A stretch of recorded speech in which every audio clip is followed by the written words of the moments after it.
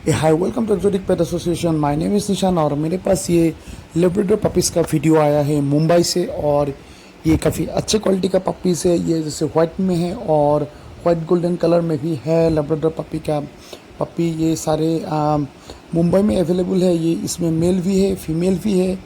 Then white में है और का this one is male Labrador, काफ़ी अच्छी क्वालिटी में है, हैवी बोन्स में है और 5 स्पेस में है पपी। तो अगर आपको किसी को चाहिए जो मुंबई के आसपास रहता है तो आप कॉल कर सकते हैं, लेकिन ये अभी डिलीवरी नहीं होगा because of lockdown, delivery possible नहीं होगा।